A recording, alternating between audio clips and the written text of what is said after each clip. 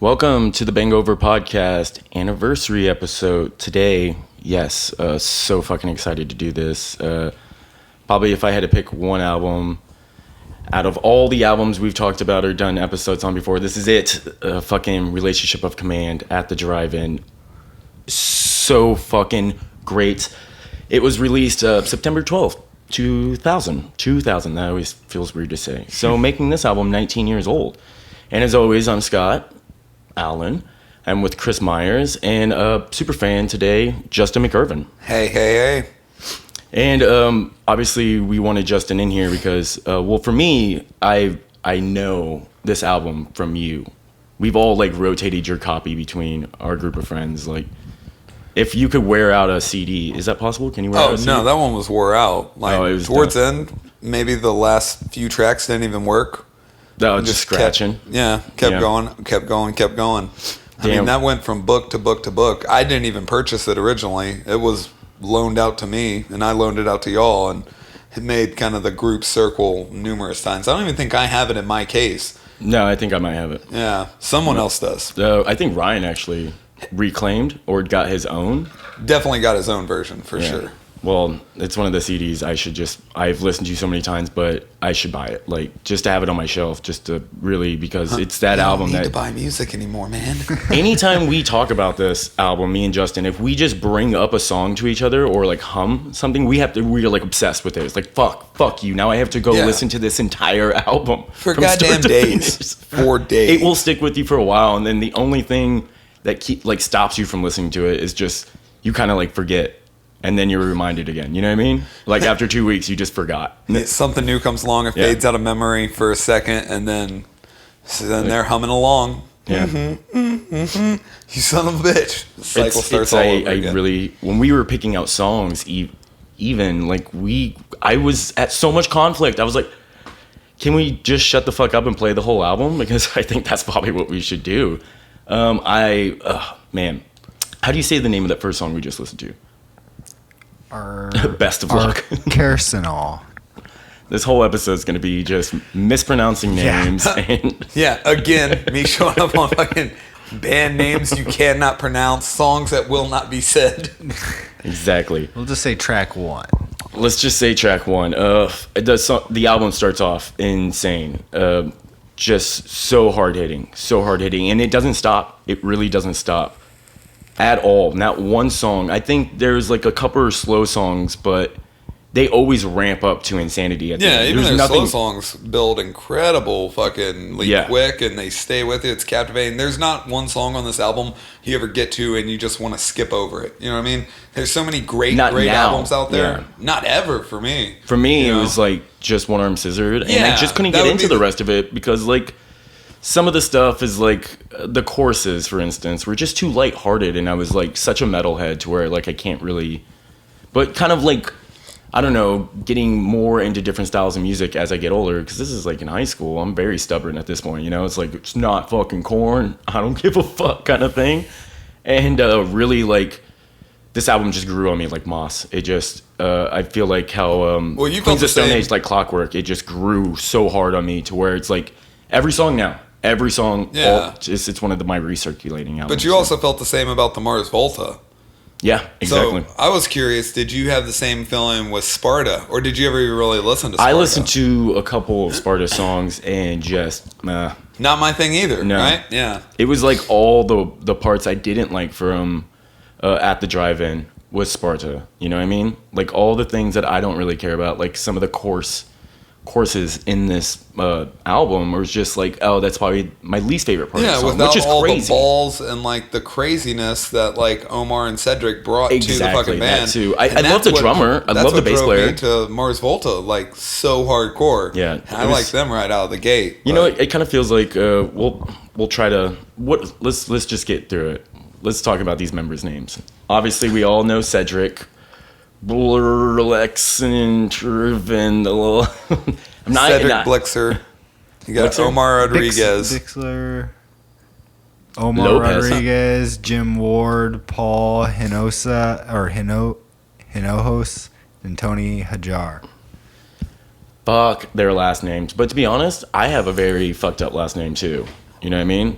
Hence why I go by Alan. Brolette is... Scotty B for short. If we were doing an episode, like someone did an episode on me, they'd be like, how the fuck do you say this guy's last name? For sure. But you guys, fucking so common last Whatever. name. You can't even Mick pronounce Irvin. mine. You did there, but every single other time I've been on Like call here... Mac Irvin? Yeah. Either That's how I always go. Mick Irvin. Mac. Big Mac? Yeah. There's no goddamn A in my fucking name. Drop that shit. All about mispronouncing someone's names. That's what I'm really good at. Chris, what was like, how did you find this? Skate videos.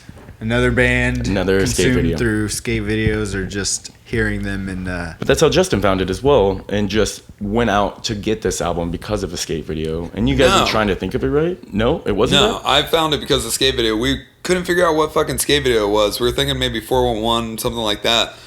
But from there, me and someone else hanging out way back, like 6th grade. Oh, shit. Like borrowed this from someone's older brother because it had the track from the skate video. And then, like I said, I took it on and then... And it wasn't even One kept Arm it Scissor forever. on that fucking track.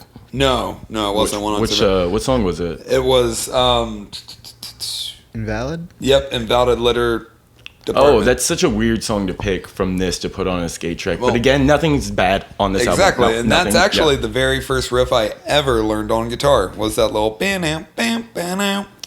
He's such a wacky guitar player. A lot of this album is out of tune. Fucking insane shit. A lot of this, the panning on it is weird too. Yeah, it is weird. There's We'll weird. totally get more into that, but I thought we should just like, kind of start off with why we fucking love this band so much. Well, I mean, like for me, it went from this and like a lot of the people I was hanging out with them really didn't enjoy this album or didn't like that I enjoyed this album. As like people were being stubborn and like that It's age, fucking it's high hard. school, yeah. Exactly. Yeah. And like I gotta find it on your own. Exactly. And I wanted to like broaden my horizons. And it was actually this album, oddly enough, that brought me into like I had this, borrowed it, and then I went out and bought like Wu-Tang Clan's Enter the 36 Chamber, and then from that into like Rage Against the Machine, Battle of Los Angeles. It was just because you were taking a chance, or these things you heard on prior skate videos? no, I was just taking a chance because like people were like, oh, if you like that album, you might want to check out this, or you might want to check out that. It's weird that and like Wu-Tang it got mixed in really, there. really opened it up for like my musical genres and like what I was listening to at the time. True. I mean, it went from like if it's old stuff, that's all I listen to, man, with a fucking tape deck to like, okay, new stuff's not bad, to like, okay, I like rap. Okay, I like rap metal. Okay, I like everything. I mean, I think everyone here has a very wide taste in music. There's Without a lot of doubt. Things, Yeah. I mean, I still get the trope of being the metalhead. It's like, you like this? Like I'm like tapping my foot to a pop song. They're like, you like this song? Yeah. I thought all you listen to is metal. It's like, I listen to the hardest music to listen to in the world. So therefore, I think I'm more experienced to listen to everything else, because if I can get in on this, I could definitely get down with that. You know what I mean? That's a really great way to looking at it, I'm too. listening to Cannibal Corpse. Like, I start to understand what he's saying. I'm like breaking it down mathematically scaled. So when I listen to hip hop, I'm like, it's just fun to have a groove. It's just fun to like, this just feels good. I like the way things sound more than anything else, not styles of music for sure. Speaking of our influences, though, this album's influences are insane. Like, dude, it does not stop. You have so many different genre mixing going on in this album. Like everything from hip hop to like kind of really like flamenco guitar styles, style up. Yeah, setting that hardcore genre up for the future. This album definitely did. This band definitely did. You know what I mean?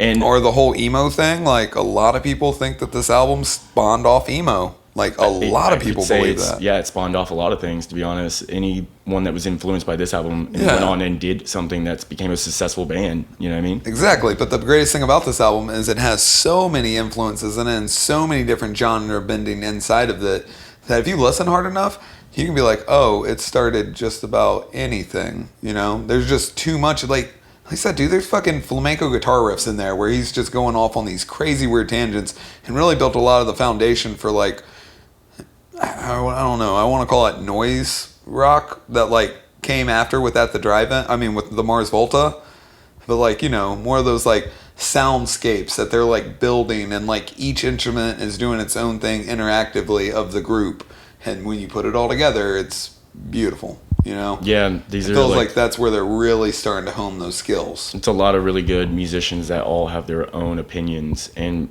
somehow they kind of got all those opinions under one, or just even one song. Their own styles, thank God. Which is kind of crazy in my mind too. Like, obviously, this for me, it's like magic captured. You know what I mean? Like them going in the studio and it's just like they captured something that will be remembered for forever. Yeah, forever and ever. Even if we die, you know what I mean? Like, well. There's going to be someone that's going to listen to this album like fucking 50 years from now and be like, holy shit. Critically praised, man. I mean, it's on so many lists. Like when it came out, didn't really have that much of a great response. Like it got 77 on Metacritic, but then over time has grown on to being like one of the most, the 500 greatest metal and rock albums of all time. It's on that list of all fucking time, you know? I've definitely put it there. There's a lot of fucking metal and rock out there. I know. And that's a short list when you're thinking about all the music. This could be one of my fucking desert albums, to be honest. You know what I mean? Without a doubt. Desert Chris, Island for life. Do you feel the same way that me and Justin feel about this album? Like, insanely, like, in love with it? I mean, I'm not insanely. I'm probably not coming from that same perspective because I didn't enjoy the whole album quite at when y'all were probably, you know what I mean? At that extent, I was just hearing, like, song here, song there. But later on, listening to the whole album in like youth, you know, that's where I would get my fondness for Mars Volta and that Omar sort of sound. And so you did more of a backtrack, like you were into the Volta, and then you were like, oh, digging further back into the previous catalog. I think like when I got in, because I think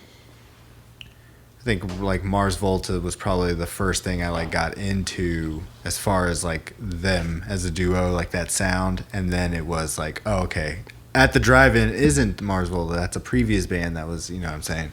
The same dynamic though. But I mean, it's the same sound, it's the same singer. So it's like same guitar player. You're going to there's going to have the same little bit almost toned down, but very much the same. Like the foundations are getting built. And if you go back and listen to any of the other previous At the Drive-In albums, it's nowhere near on the scale, and that just might be from popularity and actually getting enough together to have like a fully produced album like you'd like. But this is the closest one in their catalog that comes to be what, like, you know, would later be the Mars Volta. So what Mars Volta album was that really got you going? I think it was that Bedelman Goliath. It's so good. I can't wait for an episode on that one. Oh, dude, rock hard over here, baby. I can't remember. It literally could make me more drunk at times because I'll listen to it on headphones when I'm like kind of drunk and wasted, and I'm like, oh, I'm getting nauseous from this shit, dude. Cause I remember when I got that album and I came home with it. I think me and you were actually CD shopping, and when I came home, I put it on. Me and Scott were roommates at the time. Then. Still talking about that Mars Volta album. Yeah, Bedelman Goliath. Yep. And I came home and I put it on, and like Scott was in the other room and came in and was like, what the fuck are you listening to? God damn. But at that time, I didn't even like this album too much. No, You know? and like One Arm Scissor, yes, obviously, because it's such a catchy song, and like it was all over our radio stations here, especially because it's a band from, fucking El Paso, like without a doubt. Fuck yeah, Austin's gonna be like we're gonna treat it like it's our own. Yep. You know what I mean? We'll just Texas, all encompass Texas. Texas. It's weird. It's like the Pantera Texas thing, is so too. fucking giant, but Yeah. really not that many great bands coming from the area. I mean, Pantera, Butthole Surfers, at the drive-in. But I mean, like, It's just Austin, Texas. Name fucking 5 giant Austin, Texas bands. Can't do it, can you? The Big Boys, the Sword, the Jesus Spoon. Lizard. I'll go ahead and put the Butthole Surfers in there too because Can't- they started here. You can't put the no, Butthole no, They started no, here. no. They started and moved to San That's Antonio like saying and then like moved to Detroit. Janis Joplin. Like, Yeah. she got famous But no, here, they she actually didn't started the start band here in Austin mean, and left because it's I just guess if you're gonna, metal's you not could throw accepted. Stevie Ray That's what in I'm saying. there. You could throw Stevie it. Ray, Yeah. and that So would that's be 5. Yeah, but those last 2 are contested, sir, for sure. I don't Heavy even think the Big contention Boys over are that here. big of a band, but just they are to There's me. that Yeah, that they're 13th fucking floor epic. elevators or whatever they're called. Hey, Boom! watch your goddamn Just nailed mouth, it right man. there. Yeah, Rocky Erickson for life. exactly. So May he rest Austin's in probably peace. like some of the best music, but Dallas has a lot of great bands that came out of I Dallas. mean, you know what it's got good music, but when you're a lot talking of about great bands people from who've like Houston. broke from Austin, there's no like comparing like to other major. Yeah, music other cities. cities. Exactly. and, Cities, yeah, the especially being scene. a music town, it always struck me as weird that Austin just really doesn't put up like Tennessee, Nashville, like It is kind of weird. I don't know what it is, but some of my favorite bands of all time, the Jesus Lizard for sure. You know what I mean? yeah. So God damn, you let me yeah, know when y'all are doing that episode. on any of the albums. I'll definitely let you know. Huh. But I let's just go wanna ahead know and get into a little bit. Throw this paper away. Into a little bit of like the history, and then we'll get back into the songs because that's why we're here. So, At the Drive-In was an American rock and roll band from El Paso, Texas, formed in 1999. Releasing 5 EPs and 3 studio albums before breaking up in 2001. Very brief history here. There's a lot of stuff to go into. Like you could go into like they went to school together. The member lineup is insane in this band. But the lineup that we have for Relationship is the same one from their 3rd album, which is In Casino, I believe. So that's kind of where it stuck with Jim Ward just, joining in. Yeah, so how many Yeah. total members has this band had? It was like, what? 8 past members plus the, like, core 3? Or is it 4? Core 3? Yeah, the members that started and stayed through. Oh, yeah. It was 3 or 4 of them. I think it's hard to tell. Because I know Jim Ward, he's a past member. That's what they consider him as. Yeah, but he was also the guy that like joined the album in Casino. Yeah. Yeah. Well, that's what I mean. Like, dude, so you say a lot of a When lot of coming back, members, yeah. like, that's like 13 people. Yeah, it's one of the things when you first started reading about this band is like throughout many member changes, but really sticking with, I believe, Omar and Oh, yeah. Cedric, the, you know the what I mean? fucking dynamic duo of fucking Yeah. sound. I don't know about like drummers, how many different drummers they had, but it feels like this drummer and this bass player have been here for a while too. You know what I mean? But this is like up to this album, it's kind of crazy. Only 6 years, very short-lived career. Like even forming at this time and getting to where they're going. So much stuff happened in that time. Of record labels just like really shitty to them, or signing to like really bad deals. Just not the struggles of being a musician to work your way up to the top. It wasn't until this album to where they actually became a successful rock and roll band. Yeah, and that's also what I was saying when I meant the whole, I feel like this album is more closely to the sound that they wanted to put out or the sound they were hearing in their heads than any other album. And I think that's probably to do with like actually getting a proper producer, mixer, and going in with True. actual studio time, True. Yeah. Because don't get me wrong, those other At the Drive-In albums are not bad, and that's not what I'm saying. But I feel the same with this, just like Devo, Are We Not Men? Like, this is kind of the peak, and where Devo kept going, like they peaked and then ended with this. You know what I mean? Yeah, and there's multiple reasons why. I know like Jim Ward and Omar just really didn't get along at times because they're both main songwriters. Hence why Sparta sounds like the other half of At the Drive-In, and Mars Volta sounds like the crazier part. It's just really stripped down. All three of those members, bass player, fucking Tony, Paul, and fucking Jim, all went off to do Sparta. And the craziest thing, when they got back together in 2016, right, to release their newest album, At the Drive-In, Jim didn't come back to the band, but they got the other guitar player from Sparta to join. Isn't that the craziest thing? That's weird. Yeah. That is insanely crazy. Keely's Davis. It's almost it's like as what? insane as you not going to At the Drive-In show I gave you a ticket for. Well, it was a copy of a ticket, and if that guy showed up, he would have been fucking. I probably wouldn't have gotten in, and You just had to show up like 6 hours early. Fuck that guy, and you had a ticket At the Drive-In that neither of us went to. So shame on us both. yeah. Hopefully where they'll do be they back play? around. They're playing Stubbs, man. Yeah. Fucking Stubbs. I was just worried that like I would get all that effort and get to the door and be like, this has already been scanned, and be like, Just run past them. Now son them in. right? Come on, man, you gotta let me in here. Come on. I mean, you could always climb that hill. Yeah. I was blown. I was like, wait, so they left and created Sparta, but then when coming back, just grabbing a different member in Sparta to come.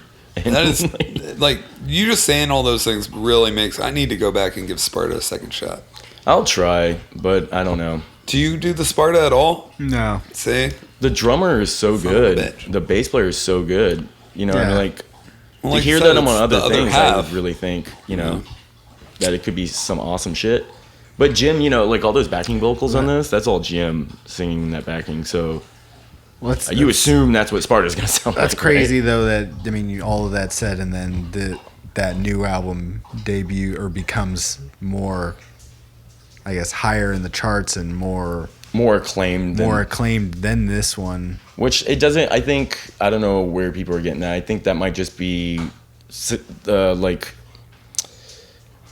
what's the right words? But just the people that are in control of stuff like that, really saying like, oh, At the Drive-In's back, like this album's super great or whatever, and just kind of holding them to a very higher standard than I think that's kind of, you know what I mean? Like really putting At the Drive-In on a pedestal. And I feel like, hey, dude, they they fucking deserves to be on a pedestal. Well, what but year they did that? hate What that year shit. did that But album? they the hate new that one shit. come You know out? what I mean? 2016, They hate stuff like that where like people are like too boasty and like about it. or and was it 18? they'll rather just like Fuck, we're dumb. over popularity is like what they really don't like, Well, yeah, they're definitely private people living private lives, and I think that's a lot of the reason with the whole. It's 2017. I won't even try. Enter Leah. I love that album. It's good. Fucking A. It was good. really good, and I'm so glad it was that good because you got to worry when bands take so long on hiatus and come back to do another album. Yeah, well, is it going to be anywhere? That's what it was also one of before? the most interesting. They released Relationship of Command, their biggest, most acclaimed album, and then permanent hiatus.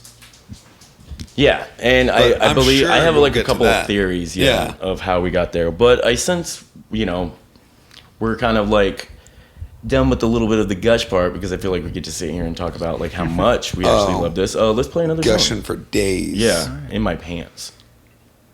And what song are we gonna do? Because I can't read any of these guys. Invalid Litter Depot. This was your pick. Yes, and this it is was. another song I think that is an escape video or something. No, this Or is the it. one. This is the This one. is the- Okay, this is the song one, how yeah. he was Or I mean, I introduced think we were looking through that list too. There was a bunch. Yeah. They've used Oh, a bunch of for songs. sure, so. man. Like- The whole fucking album you can use for whatever you want. Dude, you Soundtrack use to my life anything right there, except buddy. for One Arm Scissor. Like, we shouldn't even just shut Oh it my off. We'll just play all that. Yeah, exactly. Let's check it out.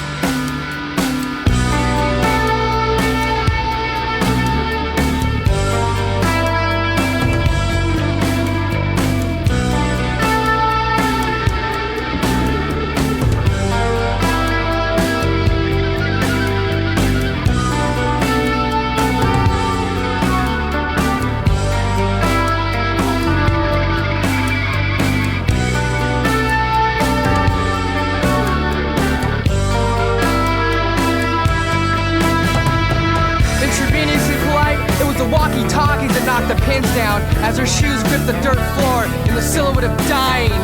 Dancing on the corpse's ashes. Yeah, they had planned for him. They had spun the last of the pimps, polyester satin nail jewelry lips, while the guillotine just laughed again. Dancing on the corpse's ashes. And the paramedics fell into the wound like a rehired scab at a barehanded plant, an anesthetic penance beneath the hail of contraband. Dancing on the corpse's ashes. Find my way near broken bell into the wishing well, wishing well, wishing well. Find my way near broken bell into the wishing well, wishing well, wishing well.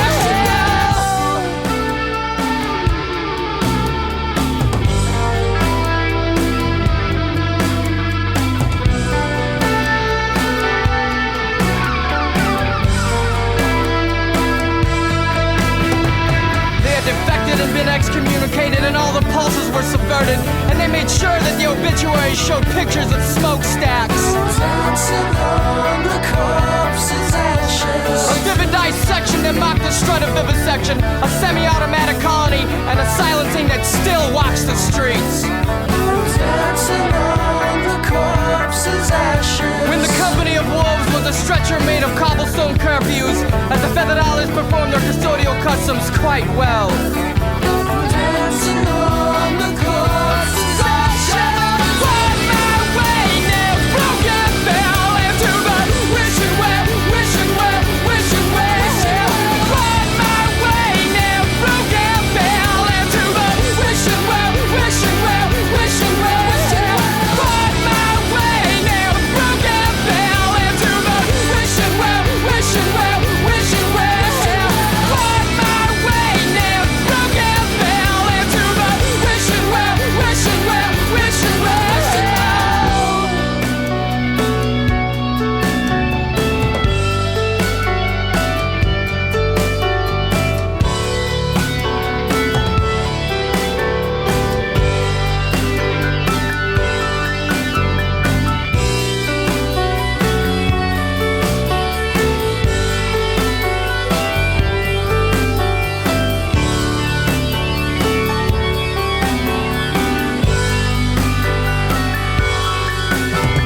Intravenously collided was the walkie-talkies that had knocked the pins down as her shoes lay dangling on the dirt floor in the silhouette of dying.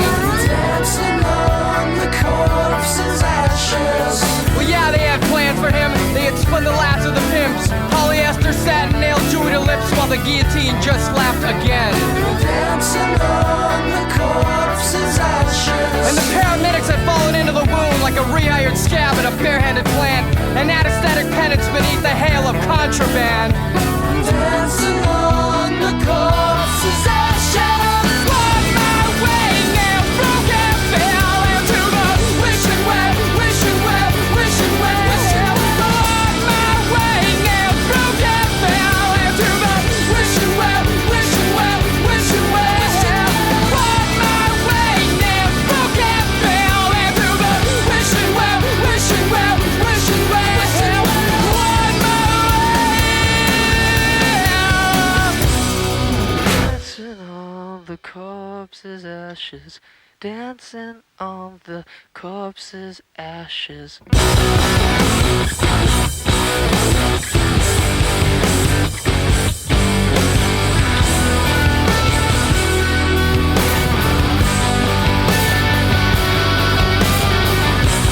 Callous heels, numbed in travel, endless maps made by the scaffolds. Scaffolds. Callous heels, numbed in travel, endless maps made by the scaffolds.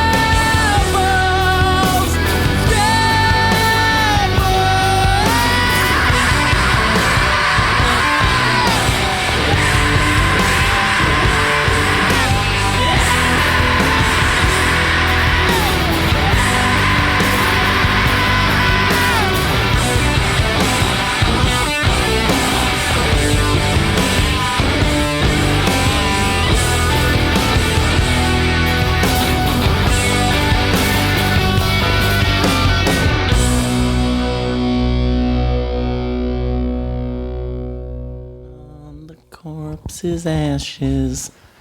When I first heard that song, I wasn't really the biggest fan of it because it starts off so slow. You need patience. You need time to like sit there and like wait for where it's going, you know? Like give it time because Shame on you. For me, it's just like how Fugazi is. Like if I'm like looking for something particular, I'm switching around trying to find a song. I'm like, no, not that one. No, not that one. Dude, no, that's not that one, you know? That's actually a But it's- really brilliant comparison. Like if I was going to compare him to another band, Fugazi would any one probably of be the their best. contemporaries that are an actual contemporary, Fugazi might be the only one I can even think of that would Yeah. be on the same level. Yeah.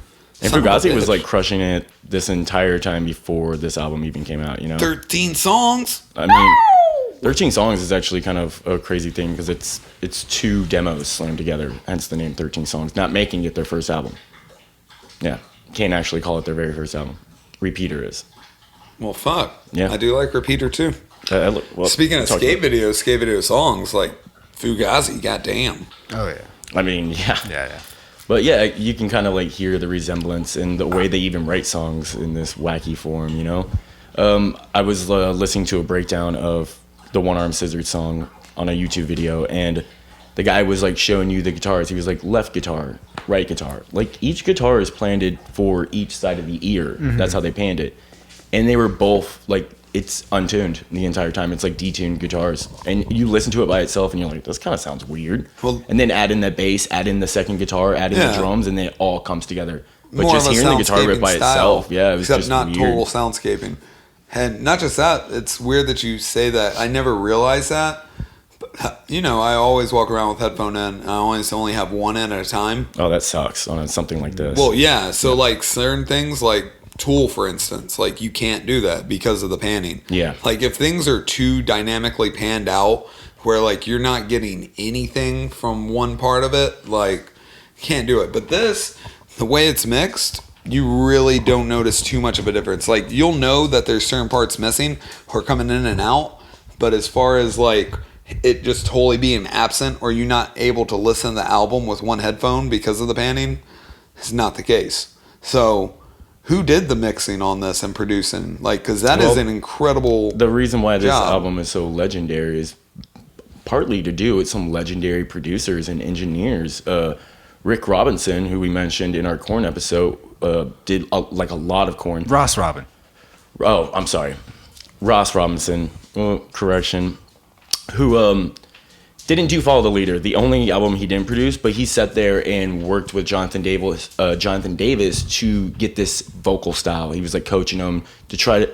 One of his quotes is saying he loves to get the best performance from a singer, something that he can never do again, like never recreate. Like, and he really pushes for a vocalist on his albums to do something that they didn't even think they could do. Like really push the abilities of their vocal style, and then working with them to like, this was going to sound a little bit better than that kind of thing, you know? And you can hear it. You can Well, do hear you feel that Omar's in- vocals got pushed to those levels on this album? I totally believe it. Like, for I mean- sure, because in previous albums, Cedric, Yeah. his vocal styles, like you can tell where what he was trying to do, but he was kind of held back, you know? He didn't really unleash every weird part of him and his dynamics and vocals until in Casino. Yeah. Which is really blowing up. And the funny part about In Casino is one of our favorite like cult bands is Fudge Tunnel, right? And they were having a problem with like Fudge Tunnel always had a problem with getting someone to produce their sound. They're a weird band. Some would say like how I would put Fudge Tunnel is what Nirvana was trying to sound like, but Fudge Tunnel did it dead on when it came to that grunge sound. Like, and they're from fucking Sweden, but Nothing wrong with Sweden, bud. so yeah, because of that, like finding it so hard for someone to produce or mix and engineer a Fudge Tunnel album, the guitar player, who we know from like Nail Bomb and stuff, I'm at a loss with his name at this moment.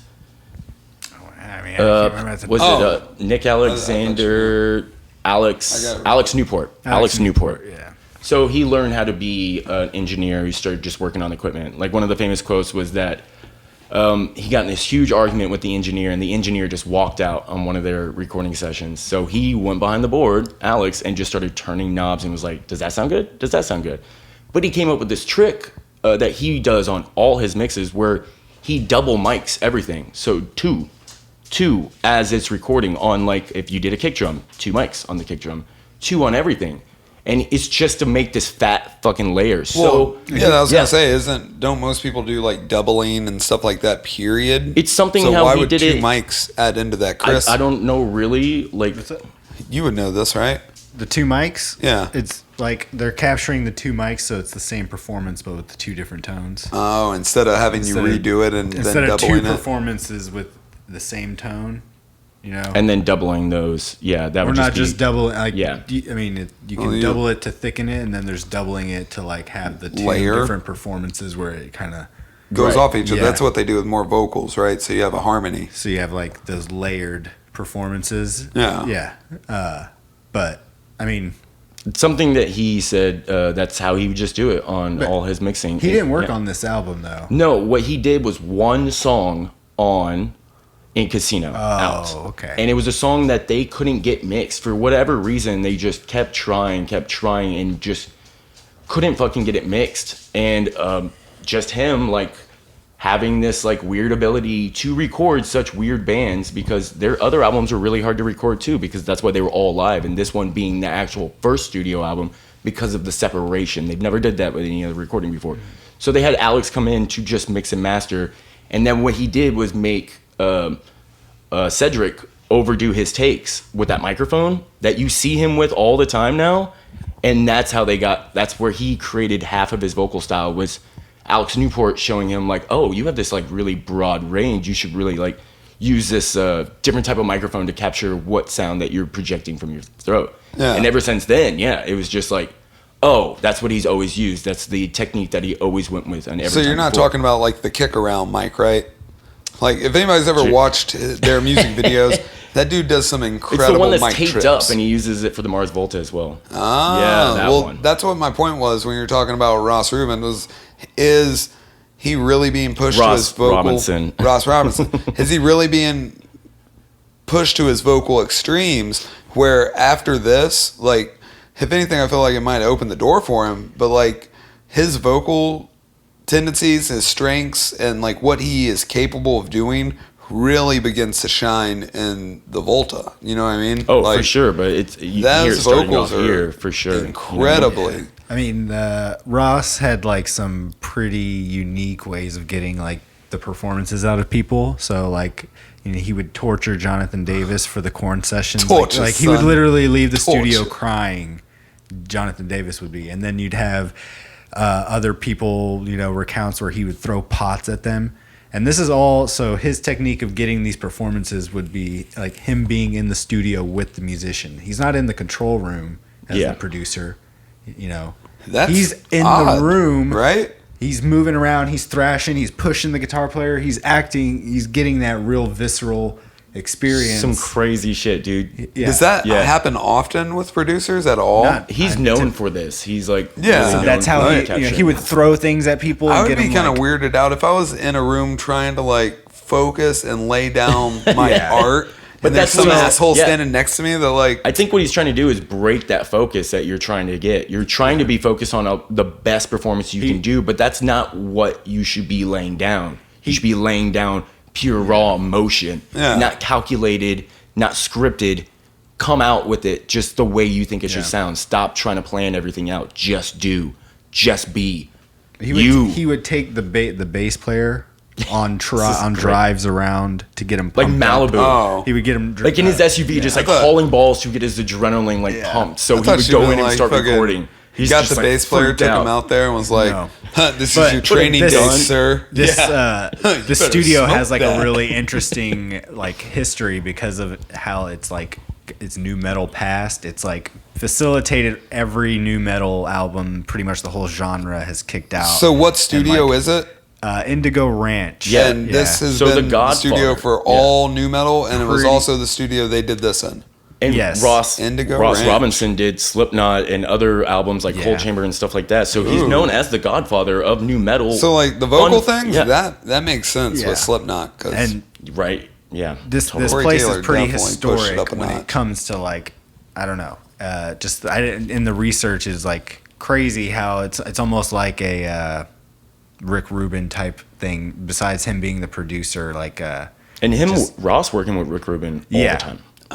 So it's like the studio was founded by this guy. Let's see, And Andy Wallace, too, Kaplan. All three of these people, Andy Wallace, Rick Rubin, Ross Robinson, just everywhere.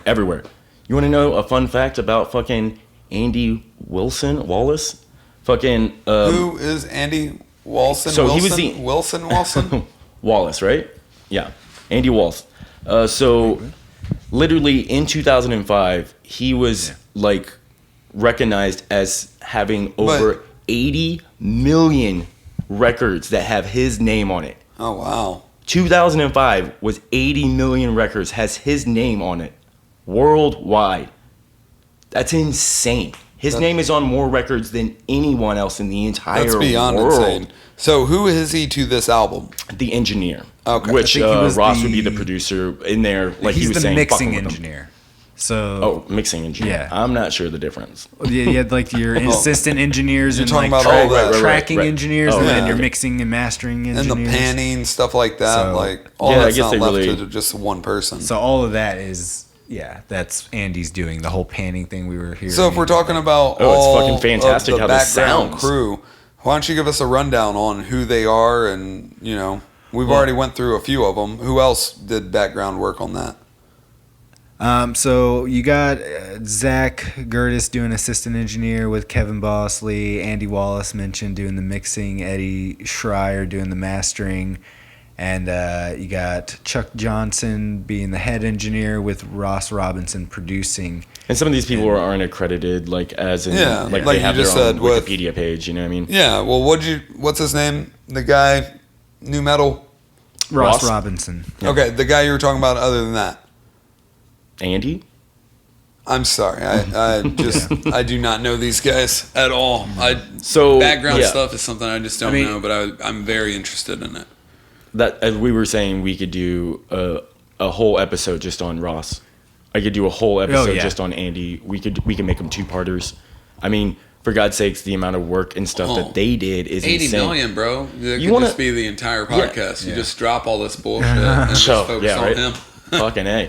Dude, one of the fun facts that you always hear about this album particularly is that this is the pivot point. This is the change in the time and where we go after this in rock and roll, in just music in general, especially like popular music at the time. It changes everything. And essentially, it killed the nu metal genre.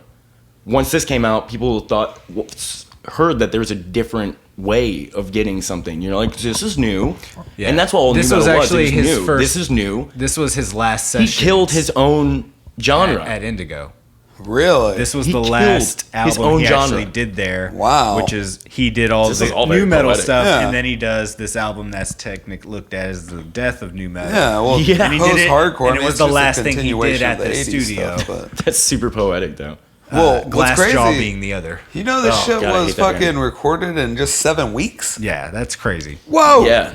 And then like immediately jumping onto so- a Rage Against the Machine, right? Yeah. That's there's a bit of controversy because he left Indigo because of the working conditions. Apparently, there was a lot of drugs and a lot of just partying. Oh, it wasn't him throwing pots and pans at people? No, And but seeming like I that's mean, going to be like I thought he meant insurance fucking flower pots or like bags of pots. The scenario that Ross I didn't- walked into though, like when he first started working there, and I'm like, all of this lends to this album because he, this is the end of his work, right? And so he walks into this studio that is on the brink of disaster. That's literally, there's like shit piled in the control room. There's no room to work. All the people that are associated with it are passing away, and the main owner is alive and trying to keep it going, and they're getting, they're trying to get all these bookings in. You ever seen it highlighted in red before? Something on Wikipedia? And so this record label's highlighted in red. he for comes whatever in reason. here and he does Korn's I didn't click on debut it. album No. here. Well, that, and that that's- just means it's not completely edited and done right. I couldn't find out a lot about it because there wasn't a link. You know what I mean? So what were you saying? So what got the studio up and running was he came in with Korn and did their debut album there. And this was that's- what year? 90 something, early Indigo 90s. Ranch? Yeah, Indigo Ranch, So he goes there with Korn, does this whole album, everybody's listening to it. Deftones. I want that so sound. the first. Fucking- Oh, yeah. The first Korn album. Yeah, the first Yeah, Korn yeah. album. Self-titled. And then what Deftones did he do? Was it Adrenaline or was it... It was Adrenaline. What? So yeah, he's working with them. All of these people in the new metal are hitting him up. Slipknot, they all want to work. They with want him. that sound. Yeah. And well, I mean, it took over the world. You It know? did. Like, Yeah. MTV back then, that was like all the videos you had. It was like TLC, and then that was like your pop stuff, and then Papa Roach, and like repeats and repeats and repeats. And he took over this studio that had all this gear from this guy that had been this guy Kaplan was a collector, and every time the story was every time he had money in his pocket he'd spend it, and he would I spend think it you on mean gear. the proper word, hoarder. So, like, Yes. what? Like, we're talking gear from Abbey Roads. He had apparently Paul McCartney's favorite tube mic at his studio, which was like apparently worth $18,000. He had custom built preamps. He had a 30-channel custom board, API board. I mean, we're talking the best Marshall amps. We're talking this guy had all the gear. So at the drive-in, any band, all these, and that was one of the things about the studio is it had all this classy gear, and then all these like dirt bands are coming in to record. He had like fuzz Dirt pedals bands. that Korn would use that are like custom built. He had like things that people don't have traditionally, but then you're hearing it on this album, and that's why you're like, whoa, what am I hearing? Live. It makes sense a So- lot for this album that we're talking about. Exactly. Yeah. So you have this band, Mars Volta, walking into this studio that has, at the drive-in. At the or time. yeah, at the drive-in, walking into this studio that has all of this really badass equipment, vintage equipment, and then you're working with the godfather of Who new metal. came in and basically turned this Indigo Ranch into an actual functioning studio. Yeah, he was bringing in clients, like so many clients, Sepultura. He brought in. Yeah. Let me guess. For a Rise? Did he do a Rise? Nope. Roots, motherfucker. He Oh, brought, okay, that's the new metal one. But when I consider Sepultura, They say like they a say Rise Roots is is the album for start, me. is where new metal exploded. Like if anything was thinking that Fucking new metal was going to stick bloody around, Roots, man. it was them. And some people would say like it started the actual new metal genre. But let's be real. Chaos. We all know it's kind of corn, But But he also Chaos and did like Arise, hip that's all hop you and need. stuff too. So I mean, he did Vanilla Ice. He did Oh, Yeah. he did Soulfly. I mean, this guy, he was doing Machine Head, Slipknot. but also some pop stars as well, right? Yeah, I mean, I mean, the Vanilla we're- Ice yeah. one. He did, I think. Biscuit. It looks like Ooh, he Yeah, worked. Life is Biscuit. Peachy. He worked with this rapper signed to Eazy-E's Ruthless Records. So he's just got like a very eclectic. His On top of it, repertoire. yeah, but He's a very well planned out, well fucking versed resume. Yes. Yeah, his shit was quite. I was like looking through all the bands, and I just kept scrolling The and scrolling. And The history of scrolling. him working there, though, is just tumultuous, and then it caps. And why we're bringing all this up is because it capped off with this album. As Yeah. far as his last thing he did at Indigo Ranch, the reason why this album sounds like this is because of all the great equipment available. The mix. I don't know about any of the people that worked on this album in particular, but about the apparent drug use that was like a deterrent and made him It kind of just walk seems like away. an excuse, if anything. Well, I mean, Too many people are doing drugs in here. I mean, let's be real. get them out. Korn- Don't you run the studio? But I mean, this was when Korn was doing their thing, Oh yeah, they're speed freaks. Yeah, and then I don't know what other bands are rolling through. You know what I'm saying? probably So why it's- Jonathan Davis But he also it wasn't it's just the all- bands is what he was saying. It was the crew, the whole facility. Even Kaplan, the owner, checked himself into Alcoholics Anonymous. So we're talking about a facility that is run by party animals. know what I I mean, it's rock and roll, baby. Yo, well, Sure. not just that. If you're Yeah. going to have Iggy fucking Pop guest star on an album, like It's pretty you crazy. better Yeah. expect that drugs are coming with. It was the just pop. Ross that brought it But up. I to think him, Ross was like, yeah. I want the crazy like passion and like energy without the drugs. Well, So that's it's what like- I always felt like I with mean, that the yeah, drive-in or like Mars Volta. I definitely felt like you get that vibe, like they are super purist and they're super purist to the music, and they wouldn't want anything like drugs or alcohol or anything like that to really affect what they're trying to do on stage. They seem like they're a band that has a message that they want to relay, and being fucked up and like, throwing caution to the wind is not the message that they're there to spread. But I might be wrong. They all might be fucking junkies for all I know. Yeah, no, you're right. We don't really know, but it is just very poetic. Last thing he does there, and it's the thing that killed the genre that he brought to life. In 2000, smashing.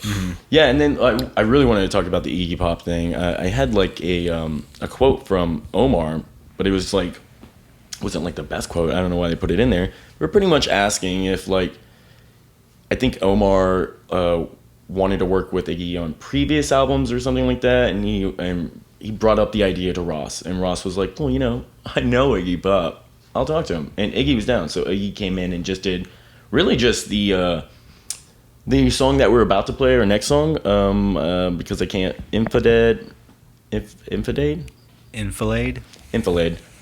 He does like that, that whole talk. It's kind of like the Black Sunshine thing.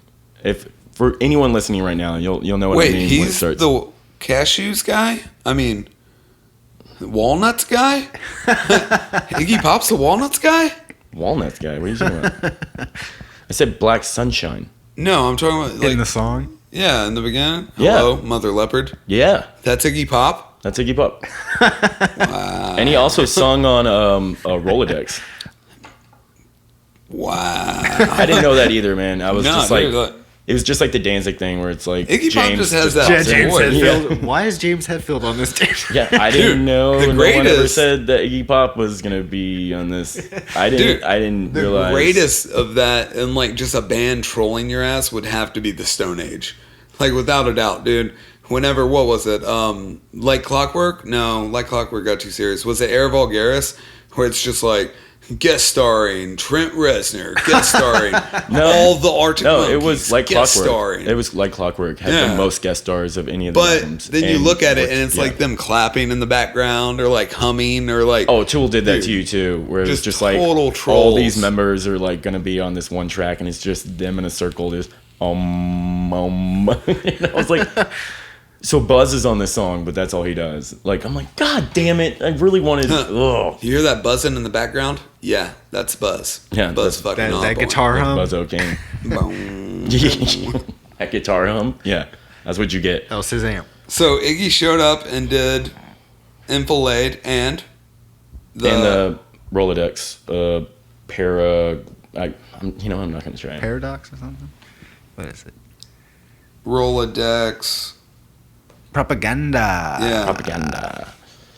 Looking for the track listings. Yeah. Let's be real, man. After CDs disappeared, like that's Dude. kind of the biggest problem with like goddamn streaming music. And doing this whole thing we're talking about, and you bring that up, like doing albums. There's a point where it's like stop with the. It's like Netflix, like watching shows. Like 8 songs is enough. God damn it, because there's a point where like songs Goddamn. were getting put on CDs, and they were like, oh, we could have 20 songs instead of just 8 because the LP could only hold so much. You know what I mean? Yeah. So that there's that point where like. Dude, There's I mean, we're listening to Jimi Hendrix and something's like, oh, these are all like really short albums. We can just cram They're- them. yeah, they're and all- then Metallica, this one, fucking every You had the ability to the put a Manson lot one that more we were on, like look right. at like 20 fucking songs. If we would have stuck with Blu-rays, Well, why? could you well, imagine? I agree discographies with on this one disc? time. So like original release, it's 45 minutes 31 seconds. Once they threw on the extra 2 songs with the re-release or Japanese release, we get 53:41, which I always feel like an hour or like just under an doesn't hour feel is like- perfect song length. Like It doesn't feel goddamn that Tool, long. I don't need to hear fucking 3-hour epics. Well, I No, mean, true, but- yeah, I mean, Like, are we making Final Fantasy? But I also the fucking I hour? also enjoy like a nice like 30 maybe 40 minute album. You know? Yeah, no, quicker and better. I'm just saying, up to an hour, anything over an hour, you're pushing my buttons. True. You know, but I mean, how many albums? There's not too many albums that are over an hour. I think yeah, that's why I said Metallica Tool. was pushing towards it with 8 songs. What was it 9 songs on that goddamn? But yeah, this is. It doesn't wait, feel was very. it Ride long. the Lightning? I'm not. Wait, was it Injustice for All? Wait, are you talking about? Wait, was it Master of Puppets? You just fucking. This doesn't feel that long to me. I can listen to this No. album like all the way through, and I didn't know an hour has passed by. This album I has didn't that realize fucking an get hour. up and go. Yeah, I mean, Dude. again, it was really hard to like pick the songs for this, but like, god damn it, every song. Like, name off some of the songs, and I'll tell you how much I fucking love them. Well, you wouldn't know the names of the song. We gotta play the fucking song. Yeah, I love that one. Yeah. What is this one called again? But that's the whole fucking problem with like. I know it by like almost track listing. Exactly like you're saying. Like, I mean, it's really not a problem. I guess like it's a perfect storm for all of this shit to come together and really put out a truly great piece of music, a truly great album, and a whole album, you know? Like, you have a band that's about to dismember after this and go on permanent hiatus. You have a studio that's, you know, had its breaking point. You have Ross Robinson go through and, like, you know, he's at his wit's end. So, like, you have all these guys that have been, you know, honing their craft for years and years, and they all put it into this, and it all comes out. You can almost say fucking flawlessly. Like, this album has that go, dude. You put it on, you can't stop it. You put it on, you don't even realize you're listening to it for an hour before it's over. And then when it is over, you're like, damn, I could put that back on. Like, I find that so interesting whenever albums really have, like, people coming together to put out a piece of art and everybody's working and firing on all cylinders. You know what I mean? Totally agree. It's an album of a lot of lasts. Last Ross Robinson at the studio, last at the drive-in, at least for a long hiatus. I don't think last they were planning on it. But album with Jim Ward, you know, just a lot of bookends. Yeah. So, and what a fucking end it is, right? I mean, yeah, it really is just you said flawless album. Yeah. All the way Fucking, if through. I was Robinson, I wouldn't be too fucking sad about hanging my boots up after fucking for dropping killing the that. genre. but at first it was a slow burn for this. It wasn't like soon as this came out, like people were like, "Holy shit!" No. Slamming Oh, their yeah. fucking hands down. That's- You know, that's what's crazy. 77 on Metacritic. Yeah. You know, it's one of those albums that grows on you, just like it did with you, but it just continues to grow and build success. But you know, yeah, for 19 years, like us doing the research behind this, there's been so many people that have went out and like learned like so many YouTube videos of like the history of At the Drive-In, or like how they create that sound. Like these are the titles of the videos that you click on. Because these people are like, oh, you want to know why this album changed the course of music? Let me break it down a little bit. Also, for you, you know? more like, to the set point I time was frame. making was that I feel like the artists and the people that worked on this album, they didn't fucking put this out thinking like, oh, 77 on Metacritic, like, it's mediocre. It's an album. You know, I feel like all of them knew, like, oh, this is something special, and it's, oh, this is, you know, this will pass a torch on. This will light the next fire, you know? Like, I feel like every member of this band knows, and the people that worked in the background, they have to know what they did was amazing, despite its initial response, you know, and its initial, you know. I feel like if I recorded this album, I would be weirded out at first too, because again, I think this is my problem with it when I first heard it, is that I've never heard anything like this before. I've never heard anything like this. So I would be weirded out as well. Like, well, that's always the best just, stuff. you know, being like you want new, yeah, want exactly. Like, the first time I listened to it, I'm like, I don't even know how I feel. And then the second time, I'm like, it's starting to grow. And then the third time, you're like, I'm starting to find tracks that I'm in love with. And then later on, it's just the whole album. Exactly. You know? So you're more song after song after like song. the mass population that listened to this album when it first came I out, could see where why I it would be was that more way. like, you know, one of those people that love this album as soon as I heard it, you know. But Time and place for everyone. I meant I'm more sure. like, I feel like all the artists and the people involved with making the album knew it was good. They knew it was something legendary. They would you know? say At the Drive-In is I don't think what all Robinson had any regrets. They would say At the Drive-In is what other bands are listening to. Other bands talk about At the Drive-In. Other bands listen to At the Drive-In. It was like, because they're musicians, they could hear that the greatness in there, like these nuggets of just pure fucking gold. That's also, and to an like, untrained ear, fucking- it's just weird. You know what I It's mean? such a great compliment too, you know. Like you hear that, especially in comedy. Well, that's the comedian's comic, you know. Yeah. I mean, That's a really. we can start talking about those live performances too. Fucking, I'll get up and do the mic spin right now. You want me to kick it? knock kicking the it. camera out. Knock off. That So video, fucking violent. Dude, you're talking about days of Kazaa, like LimeWire, like Yeah. before BitTorrent, before all that shit, where it like, you know, you're just on the internet. Like this is like the end of Napster and the beginning of like the full on pirating of everything.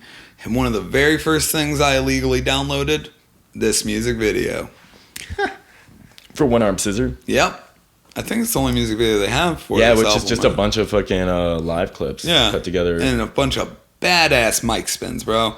Like that Mike dude has a Spin fucking jumping off the ground like Yeah. fucking 10 feet. I never understood, like dude. that.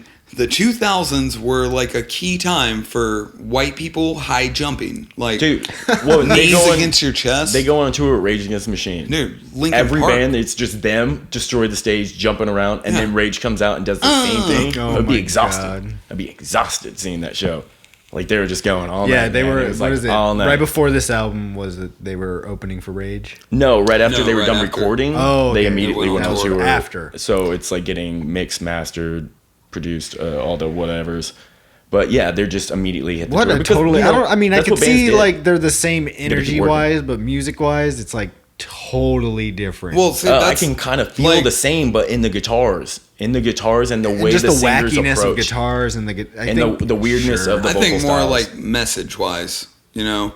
Like they're both bands that are out there with a message to spread, and they're like, What do you think the Had the message was drive-in- on this album? this, it goes from, there's a lot of different themes in some this dark album, man. shit. like the some Trojan Trojan super horse dark. on the Like- front. You have Yeah, Yeah. it's more of like, you know, speaking like for, you know, people of Mexican descent and like, you know, fucking being,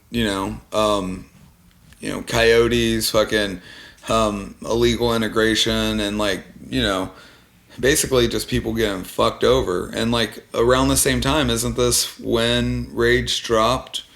Help me out here, boys. Battle of Los Angeles, I believe they were on the tour for. Well, I was thinking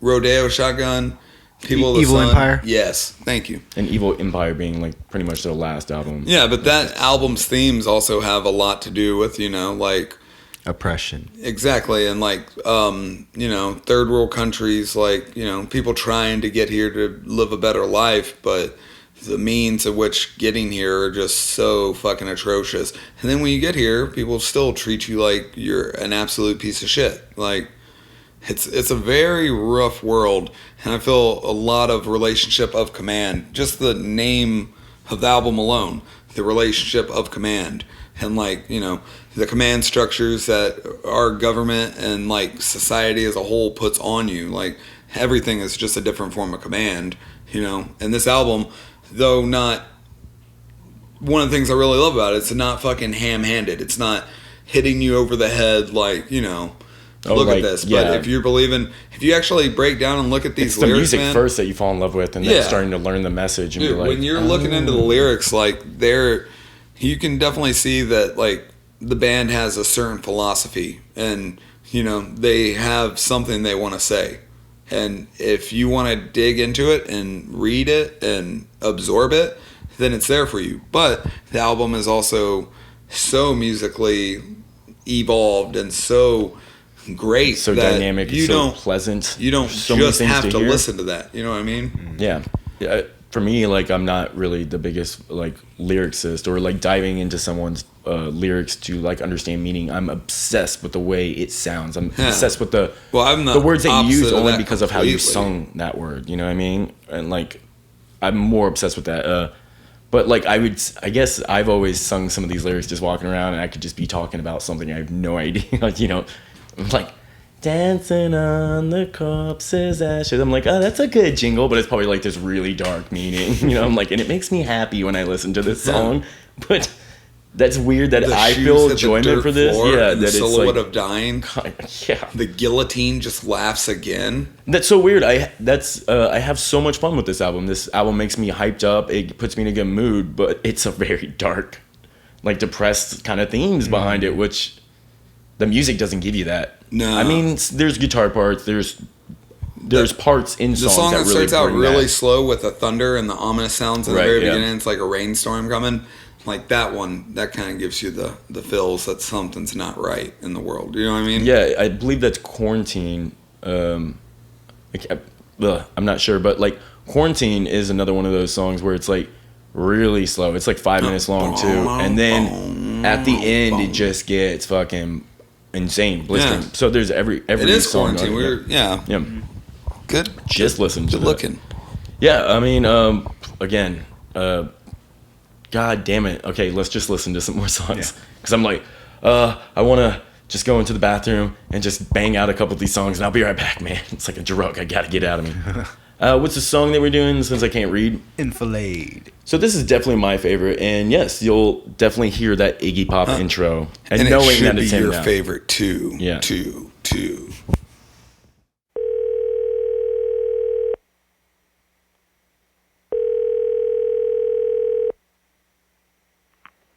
Hello? Hello, Mother Leopard. I have your cub. You must protect her. But that will be expensive. 10,000 cola nuts, wrapped in brown paper. Midnight, behind the box. I'll be the hyena, you'll see.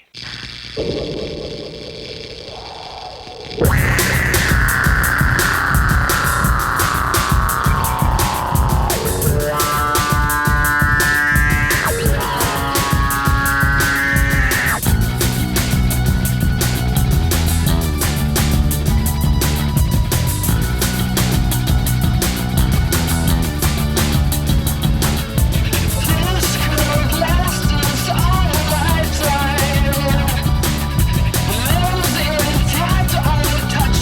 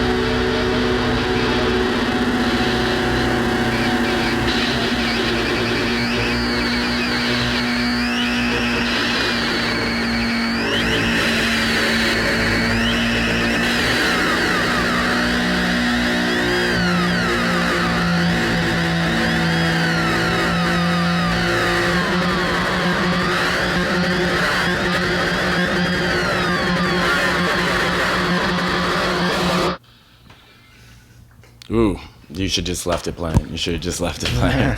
So Them good. lips Listerine. My favorite chorus Where's out the of this Listerine? entire album is probably that chorus. It's something about it. It's very simple. It's very straightforward, but it's the one thing that gets stuck in my head. And they're creepy ass lyrics. What is it? Tire up on railroad tracks. Freight trains coming. Freight. I can't even say it like how he does it. Freight train's coming. Yeah. It's like some evil villain shit, you know, like twirling your mustache and like having someone tied up on the railroad tracks waiting for the train to come, like Me a and Chris fucking were western. just trying to talk about some of the themes and lyrics on that song, and a lot of them, you know, it's kind of weird that you have Iggy Pop on there doing that. You know, you're talking about drug abuse, you're talking about, you know, child slavery, you're talking about people being kidnapped for ransom. You know, that's a lot of that, especially like Freight Trains Coming. You know, like, Yeah, well, like you were saying before, beginning's this is a the time goddamn where like ransom note. it's not a lot of good stuff is happening in Mexico right now. yeah, Cartels like taking over like control of most of fucking Mexico at this time. I mean, I'm not educated too far into that, but them being Hispanic descent, being from El Paso, living in Texas, you know, we have a lot of that culture in Texas. How often do you guys eat tacos? Let me ask you that. Every day I do. That's super Do you? racist, bro. I eat tacos every day. Like, there's always a taco stand somewhere. You know what I mean? I prefer cheesy gordita crunch. Okay, let's be real. I like white taco. Yeah, Taco Bell taco. Just like down our street alone, like there is a Taco Bell, but across the street there is so many different like taco trucks, like 5 of them. Or just Mexican restaurants. Yeah, Mexican well, restaurant. when anybody ever comes here, like, There's, like, 3 of those. regardless, like one of the very first places I take someone that's like, oh, I want some good food, I take them to that fucking taco truck, and I always get those shifty eye looks, like, am I gonna get sick eating here? I'm like, you're a bad person. This is excellent food. Yeah. Do True not care. mind the cockroaches. Yeah. That's flavor. Yeah.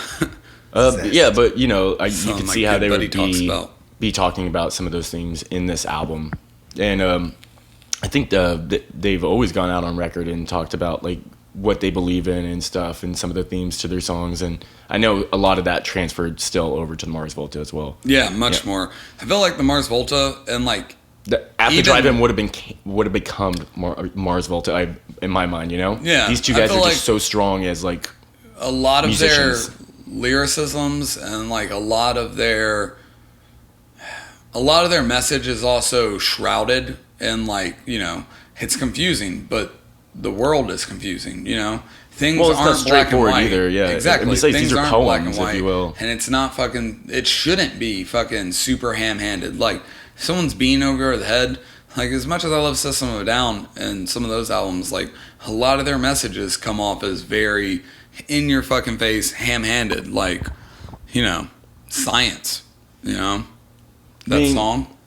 I can kind of see what you were saying on that. Like, it's weird because I would definitely, if we were talking about a band to compare them to, I was like, well, System of a Down would be a really good comparison to After Yeah. Drive-In as well, because again, wacky vocals, wacky guitar, and just a fucking blistering fucking rhythm section. Yeah, you know what also I mean? the political systems drawing from all different genres. I mean, there's a lot of comparisons you can make between At the Drive-In and System of a Down. But I just but feel that's like why we're they are a punk rock band in Yeah. essence, right? Well, so I would, it's always you that know, political driven we could. theme, you know? Yeah. It's always. I mean, But they I just- invented. I guess the- I'm a guy that likes know. a little nuance in his lyrics, you know? No, yeah, like kind of hide, you know, I'm forgetting the word that it would be, but, you know, they did that back in the day when there was laws against the things that you could sing about. So they would just make up things like, Are you talking about Bob Dylan? yeah, exactly. I'm talking about Bob Dylan. I'm talking about so many songs that just have like secret underlying tones, you know? I mean, I guess Lucy in the Sky with Diamonds is a great example. That's total bullshit. Okay, well, you know, drugs. Well, we just drugs. You weren't fucking- allowed to talk about stuff like that on albums back in the day, and it was so weird because how did that ever get passed because of freedom of speech, right? You should be able to say any fucking goddamn thing that you want. What's the lyric I'm Doesn't thinking matter of from what The it is. Doors? It's always radio edited. Oh, hi. Yeah. Like, that's still... That's a breach of it's- freedom of speech. You it's want to talk edited about on the like, radio. You want to talk about like always following like these 10 fucking things that we were founded on as a country, but you're always willing to throw freedom of speech the fuck out of there whenever it doesn't condone to you. But always the right to bear arms is always like where you're gonna hold stance against. I was Hey, like, buddy, freedom isn't free. It takes folks. like you and me. Yeah. It's an idea. It's a concept. A bunch of geniuses created in a bar one night drinking, and we're still trying to figure it out. Wait, you mean at home fucking their children sex slaves, right? No, I don't think. No, I'm not. What? I'm talking about the founding fathers. What the fuck are you? What? Oh, I thought that's what we were talking about. Founding fathers. Yeah, I'm not getting into that. Anyways, Exactly. yeah. I mean, you can see where a lot of these themes come from. Obviously, we could talk about that all day. They are very deep and a very smart. They're all smart people. But fucking Cedric has this weird, wacky mindset of like having to go upon things, and then Omar always has a weird way of setting up a song, and it's always has to be this way. You know what I mean? Brilliant. I feel like he just always gives out sheet music when he comes in. I feel like an album, he's like, "This is what you're playing, and this is what you're playing." Yeah, because he's like, well, he'll also sit there and work with each person in the band and like really lay down his vision, his focus. Like he would be the only one I could truly think of, other than like a few other artists that like. Say, okay, so if Beethoven was alive today, like, that's the kind of shit he would be doing. You know what I mean? Yeah, of course. Like, the orchestra would be gone. He'd be sitting there genius. working with, He's incredibly talented people. Yeah. He's born with talent. Like, one of those people that can hear and see a song fully developed in his mind without having to, go in there and, like, figure it out first and then get to it. That's how I always had that feeling from him. If you ever watch any of their live stuff, not so much the drive-in, but Volta, you really see that come across. Like, the man's insane. Insanely talented. Yeah, like, it's just really, love him. Anything that they write about him, like guitar-wise or musician-wise, like, I always love reading it. It's just so weird. They're always sandwiched together. You don't really talk about the one without the other. And then they had that weird falling out in 2008? A lot of solo albums now. No, that's not cool. But at the drive-in coming back together now and still like doing it. So they're just reunited. They're not saying it was just a one-off thing. So it's at the drive-in we still got. Because let's get into a little bit of breaking up. Because one of the things that you said when you were just talking there, you start to realize, think how Omar is. Think about how he writes. Think about everyone else in this band being that same person, and having a 5-headed fucking Hydra is so hard to control a band like that. That's why great bands don't last for more than a couple albums, because of just like, it's hard to get these people to agree. Yeah. For God's sakes, because they all have a vision. They're going to keep changing things, or they're just going to keep adding too much, when we all know when it comes down, like, how do you write a really good song? Simple. 18 minutes. You write it in 18 minutes. You don't overthink. You don't dive in. And when you start pulling shit apart, it turns into this thing that when you get back and you look at what you've done, it's nothing of where you even started in the idea that you had before. Yeah. You know what I mean? So I think in my theory is it's a lot to do with that.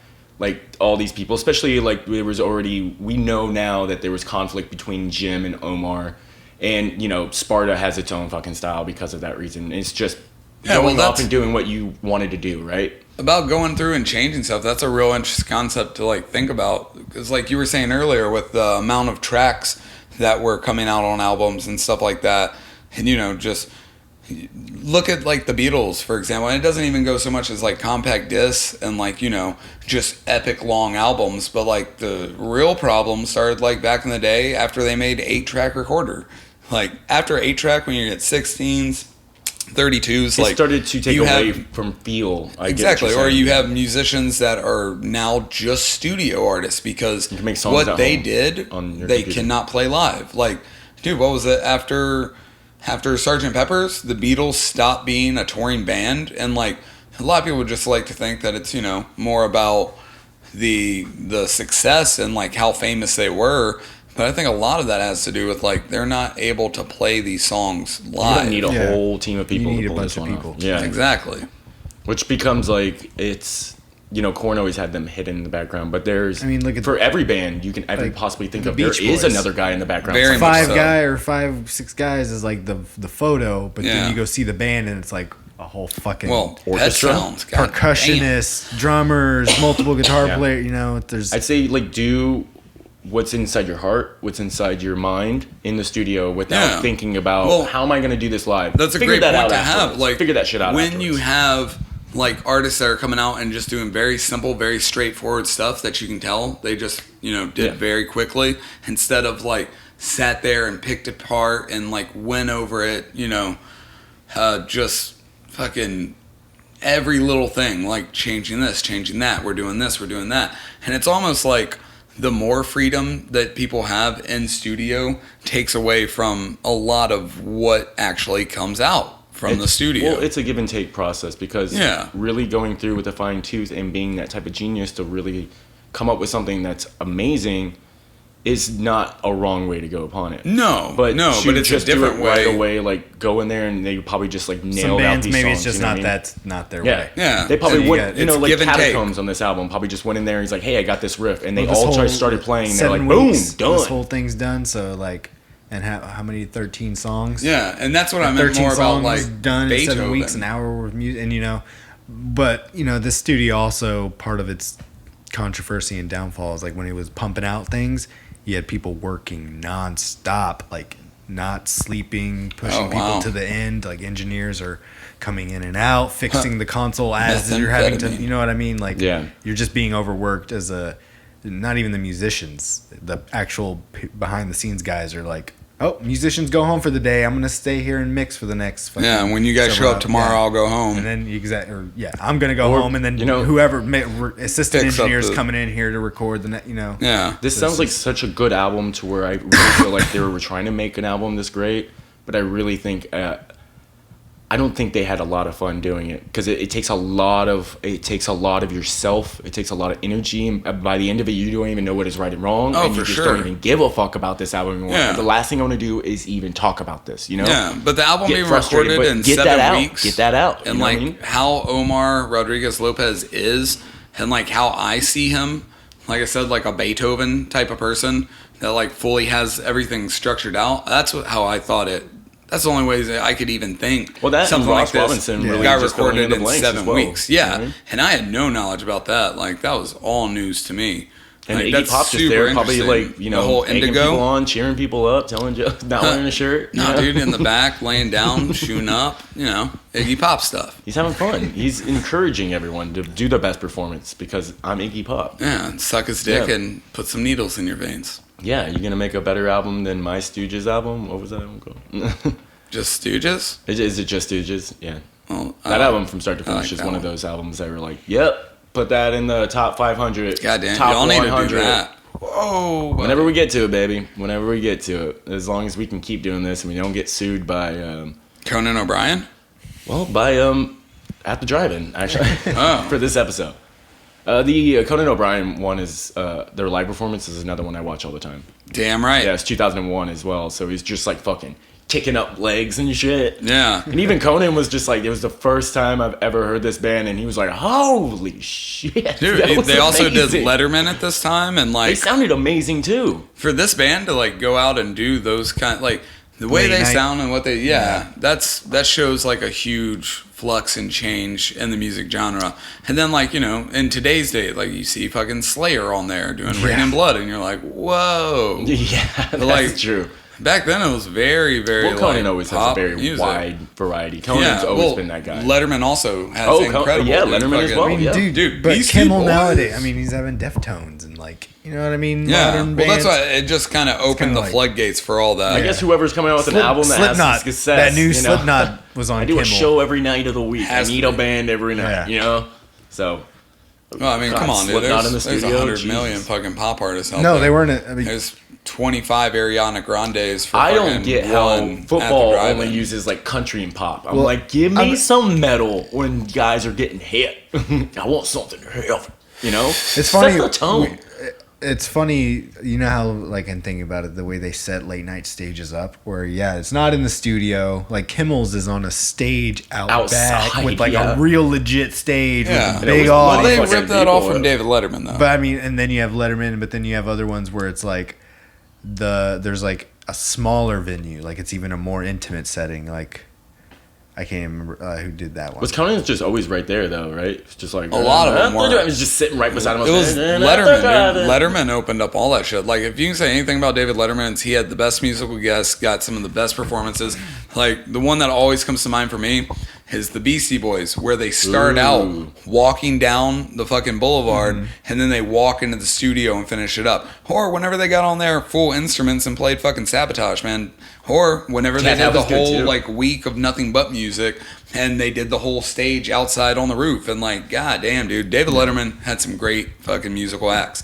And it's nice to know that At the Drive-In got some fucking sunshine from what that. it was those like live air performances that really people were like at home for the first time. Millions of people around America is just like, who is this? And just getting blown away by One Arm Scissor, dude. Just that song wrecks. Every song on here wrecks, but that one really wrecks shop when it comes to like gatherings, taking someone's attention away from something. You put on that song, It's everyone also will turn their heads and be like, kind oh of yeah, poetic. You know, when you think about the lyrical content. yeah. There's the a lot of sand irony transmission. in this band in their history. It feels like, you know. Oh what I mean? yeah.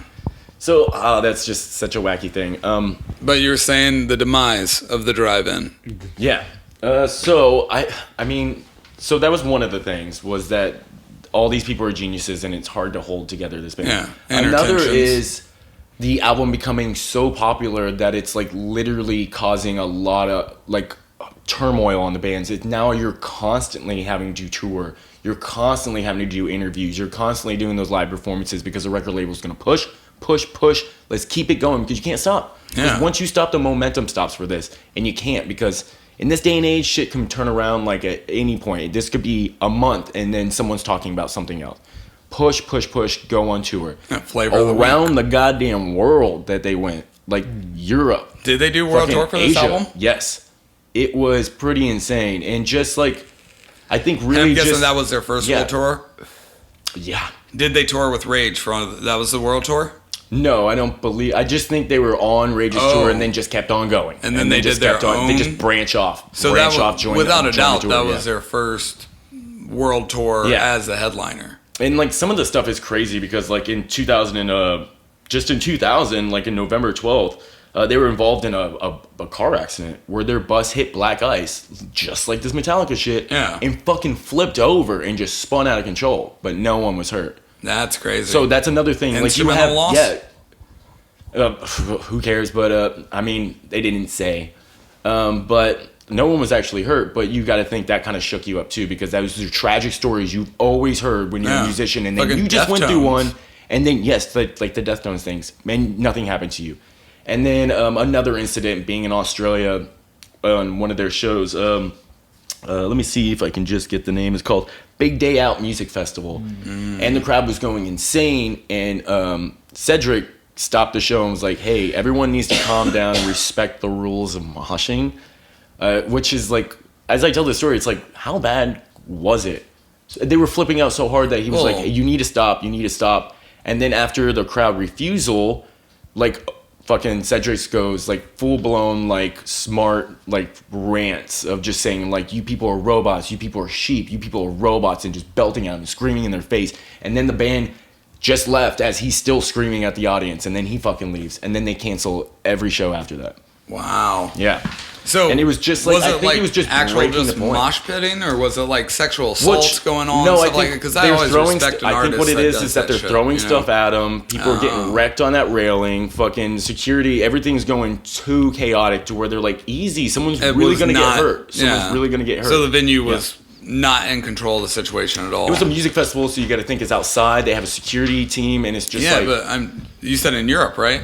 this was in Australia. Australia, So okay. you got to think those people, right? I was like some of those Which I didn't fucking think that would be- European yeah. ones are like the largest concerts and largest festivals ever. Like, what was it, Pink Pop? But they were like in Sydney, Australia, and it was just like one of those, I guess, one of those big, pink pop things, something like download. that. Yeah. Yeah. But And yeah, usually just- those things are well, organized, and they have. But sometimes shit does go wrong. There's Always. like fucking someone died at a fucking Pearl Jam concert, so things can go wrong even when we're not talking about something as crazy as the Mars Volta. And the way they act on Woodstock stage '99. will. Let me tell you something.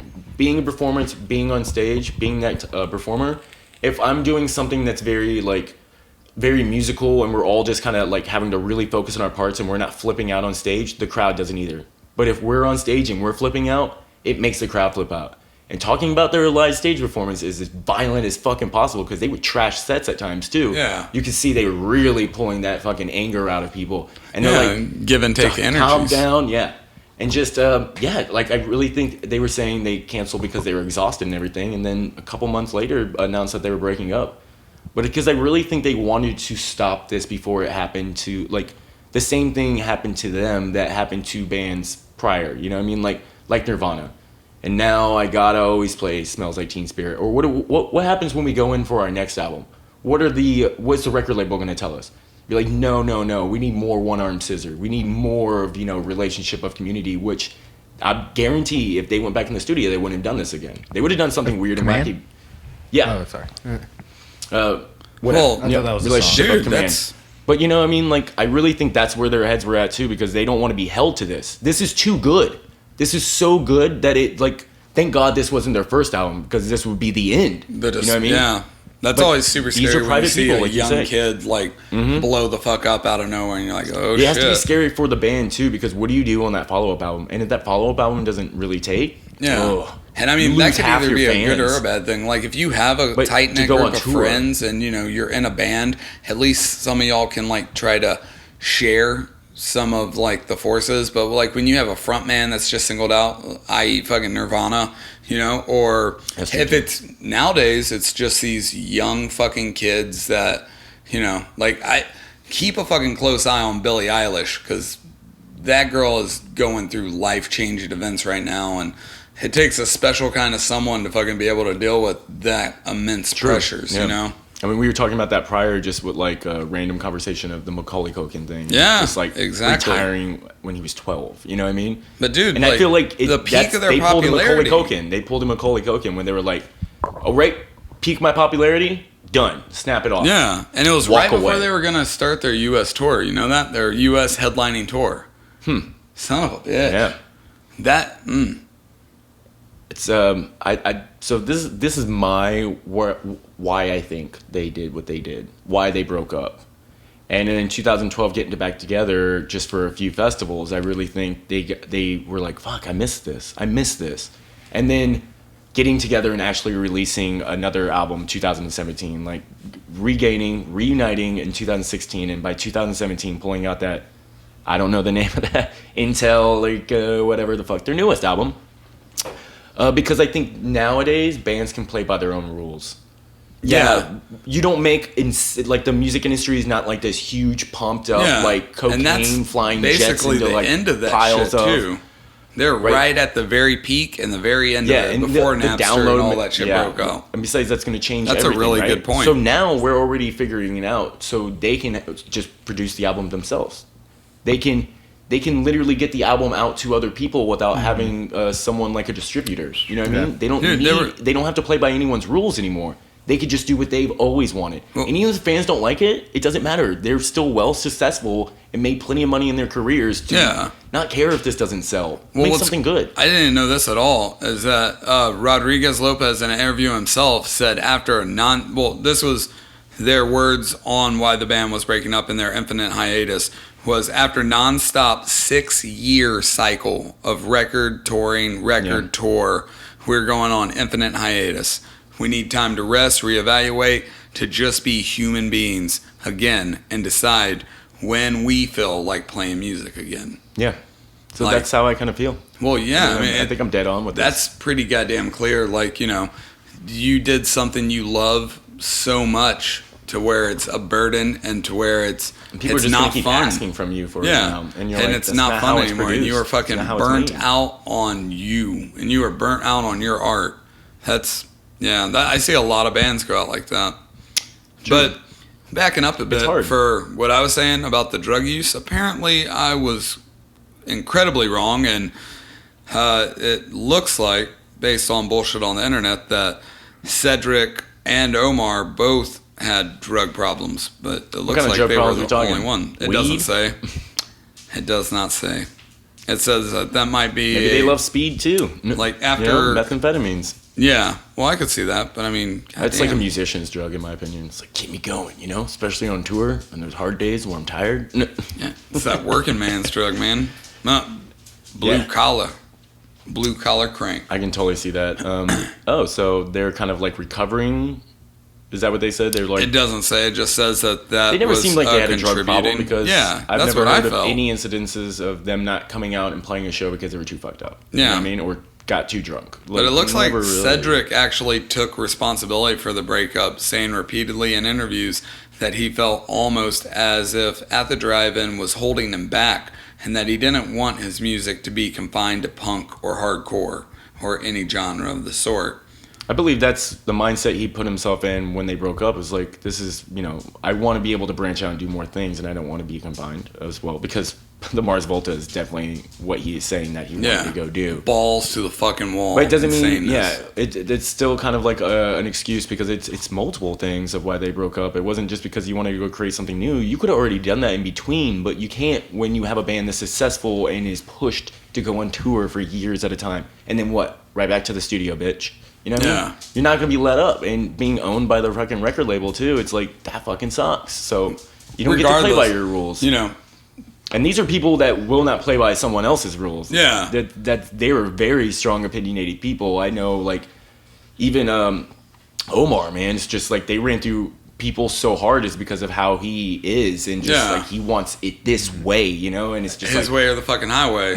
And that's why they always had different drummers, I thought, because the drummer's probably just getting mad, so they're like, all right, I'm going to call the other guy. Because it was really just 3 drummers that rotated in Mars Volta. Amazing. And they still rotate each other's like work nowadays, like going into Draft Tongue Orchestra. It's both of those drummers from the Mars Volta switching Queens of off. Stone Age, One Day as a Lion. Switching. Wow. They just always helping. Yeah. Dude, those drummers are some of the most amazing drummers ever. Like, really setting a standard of like... Fucking regardless of what happened or why they took their break, they are back now, so we can be thankful. But and hopefully we can go see them. Luckily enough, we were left with such a great piece of art, such a great piece of music, a genre-defining moment, a genre-killing moment, and the end to an incredible studio career for Ross, and the end of the... Jim Ward being in the band. There you go. And also, like Chris was saying, it's a very nice book ending. And like, you guys ever had like incredible. one of those stupid like challenges on Facebook where it's like, for 10 days post your favorite album? Oh, I did one of those. Ice Bucket. No, it was like, for 10 days post your favorite album. And all 10 days. No, I put this one on there with like a bunch of other shit because I have like this wide variety of music. But when I posted this on my Facebook, I was like, this is one of my favorite albums of all time. I've never had so many likes or comments on anything I've ever put on my Facebook. And it was people just like, hell yeah, mine too. This album changed everything. I fucking love this. And it was just like constant, just feedback. Just me putting the fucking cover of the album. Mm-hmm. I didn't even play a song, you know what I mean? Yeah. It's just fucking, immediately fucking love it. Well, it's definitely widespread and like... It's a cult classic. You know? That's a great way to put it. Yeah. And... I feel like anybody that likes or doesn't like Mars Volta, they all owe it to this album. And any of those people have heard this album, or at least know the singles from it, So, yeah, I think everyone's heard One Arm Scissor. It's just one of those songs that won't leave you alone still to this day. Mm-hmm. But it's kind of the reason why we didn't play it in this episode. We're not ending on it. Yeah. But because we didn't want to do that one because there's so many other good songs and we think you as the listener should experience these songs as well. Oh yeah. So any last words, Chris? Like any last hurrahs? Like no. Is he cheering up yet? I fucking love this album so much. It's a good album. Just listen crying because I'm happy. I would go through the whole thing and see what your favorite tracks are because some of mine are towards the end. Not even. Oh, Extracurricular, Catacombs. Yeah. So fucking good. The last songs, it just builds. It gets better from beginning to end. Yeah, like, there's not a good Sleepwalker Capsule, like, I'm really over. obsessed with that song. There's not a song I'm not obsessed with on this. There's always been a time where, like, oh, this week, or, like, right now, this is my favorite song off the album. Exactly. And that will change as, We've had many a late night conversation about that exact same thing. Yeah, that there's just this one song that just won't leave you alone. It keeps following you around and keeps in your head. They have perfect earworms. Perfect. It's just one little part of the song too that won't leave you alone. It's just a hook. It just got right up in you, and it's just too goddamn good because they finally had someone to portray the sound that they were trying to make. And they could do it live for sure, but to try to record, they've always just missed the mark a little bit. But having the right people behind them to get this sound on a fucking reel, on the fucking mixer, I mean, we got it. You know what I mean? We had the right people. It was the right time. Like, thank God, we got it. That's probably what they said after we did the last song and finished up that last mix and tape rolled over. It's like, we did it. We got it. And it's just like, oh, thank God. Now I can just go back to having like the original tour time. No. So get out there and do it. Yeah. But I mean, if I had anything last to say, man, if you haven't heard the album, fucking go listen to it. If don't you don't turn off own this it, podcast. Go fucking buy it. You know, it is fucking 19 years old. How many years old is it? 19. 19 years old. So next year Fucking will be a really enjoy big it. turning point for this. Yeah. 2 decades. A successful and incredible album. If you haven't heard it, you need to hear it. Fucking broaden your horizons, because that's exactly what this album has done for many, many people. It shows you a new path and a different way to look at things. So enjoy it. I hope you all love the album. That's it for me. All right, well, let's end down extracurricular. Couldn't pick whether it would be catacombs or extracurricular, but you guys said that, and I was like, you know what? I'm not gonna I'm not gonna just do this to myself and destroy my head. Yeah. All right. Thank you all for listening so much. Please follow us on all the things. Instagram at BANGover Productions. The Facebook page is at BANGover Productions. And, of course, we have a YouTube page. It's at BANGover Productions. It's all very self-explanatory. And you can find our podcast anywhere on all the fucking things. Like, subscribe, please. Thank you. And let us know some of the albums that you would like for us to hear in the comments, because that would be fun, you know? But let's do it. Let's end it. Extracurricular. Get ready, folks.